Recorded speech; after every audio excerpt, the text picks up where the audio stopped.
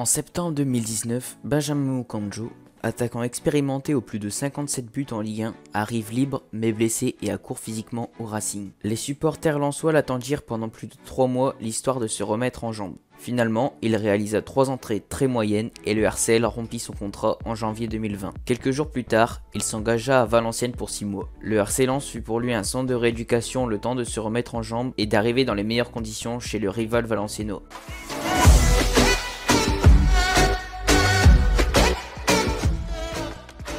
Eh bien salut à tous les potes, c'était Osigno et on se retrouve pour une nouvelle vidéo à part hors FIFA. Je vais donc vous présenter les pires transferts du Racing Club de Lens sur ces dernières années, c'est-à-dire entre 2015 et 2020. Une période de temps assez courte, mais vous allez voir qu'il y a eu pas mal d'erreurs qui ont été commises par les dirigeants lensois sur ces dernières années. Je tenais à dire que l'ordre des joueurs qui a choisi dans cette vidéo n'est pas un classement.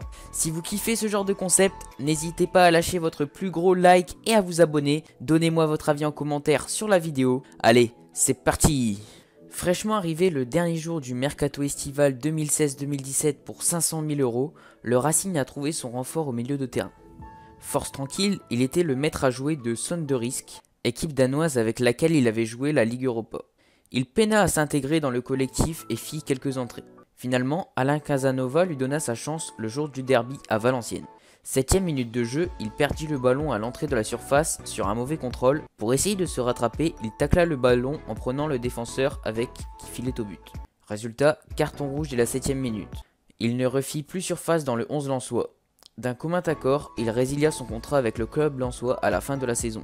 Sa valeur marchande dégringola et Guira repartit au Danemark pour tenter de rebondir. Au final, Lens a perdu 500 000 € dans ce joueur qui n'aura rien apporté. Un symbole du recrutement hasardeux de Jocelyn Blanchard, multipliant les joueurs étrangers qui ne connaissent pas la France et la Ligue 2.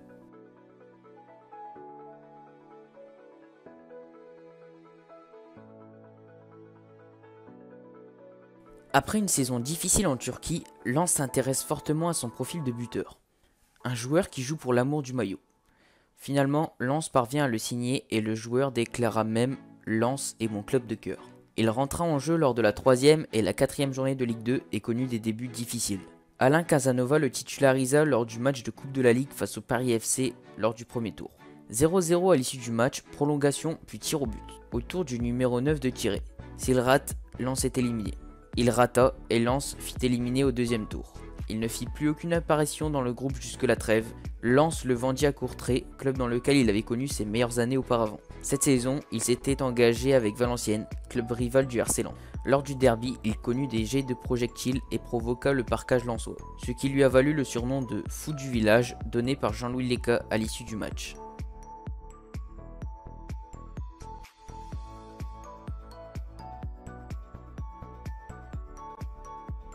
Endo débute le foot au Sénégal, puis s'envole en Europe à Sochaux pour y finir sa formation.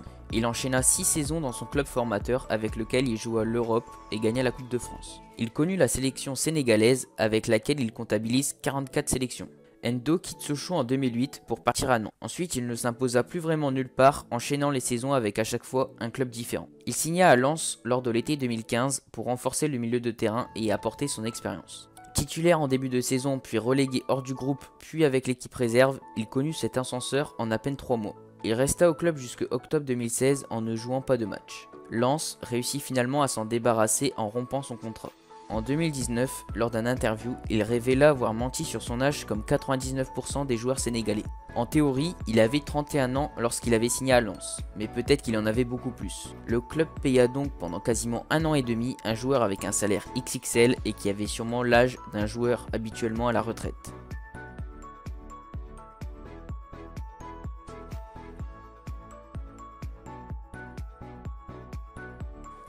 Originaire de Saint-Paul-sur-Mer et formé à Dunkerque, Moine Madry se révèle en national en inscrivant 11 buts en 2013-2014. À 24 ans, il va découvrir la Ligue 2 avec Ajaccio. Il connut 3 bonnes saisons sous les couleurs corses qui lui ont valu d'attirer les convoitises du RC Lens. Il signa à Lens pour 900 000 € et obtenu 2 ans de contrat. Lors de la 2e journée face à Nîmes, il se blessa gravement dès la 11e minute. Disputant un ballon avec le défenseur gardois Fabien Garcia, il est victime d'une fracture du tibia droit, l'éloignant des terrains pour 6 à 8 mois. Madry suivit un long processus de rééducation et revenu dans le groupe fin 2018. En janvier 2019, il est titulaire pour un match à Bollaert face à Nancy après 1 an et demi d'absence. Il est obligé de sortir assez tôt dans le match pour cause de blessures qui la tiendra éloigné des terrains pendant au moins 3 mois. Enfin, lors d'un match de Coupe de France cette saison, il est entré à la 103e minute pour sortir 10 minutes plus tard à cause d'une gêne. On ne le reverra plus de la saison, puis il annonça qu'il quitta le club début mai. Un gâchis pour le club qui aura dépensé un peu moins d'1 million pour le voir partir libre 3 ans plus tard et qui n'aura jamais montré son talent à cause de blessures à répétition.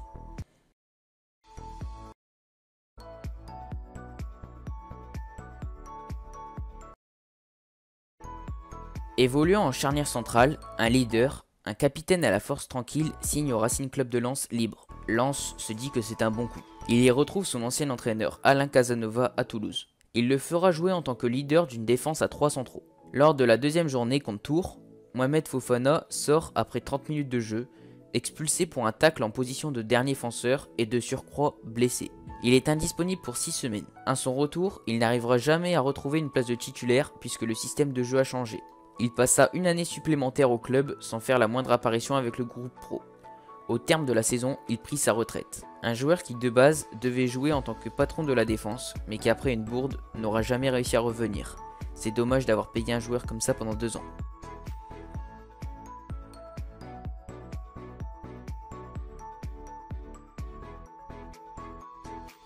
Après une saison où Lens échoue pour la montée à rien, les dirigeants veulent que cela ne se reproduise plus et mettent le paquet sur le mercato en recrutant plus de 15 joueurs, dont le latéral gauche grec Christos Tazoulis. Sortant d'une saison correcte dans le championnat de son pays natal, il vient se tester en France en D2 sur un prêt pour s'imposer dans l'un des grands championnats européens. Après des matchs amicaux satisfaisants, Alain Casanova lui fait confiance en le titularisant à Auxerre lors de la première journée.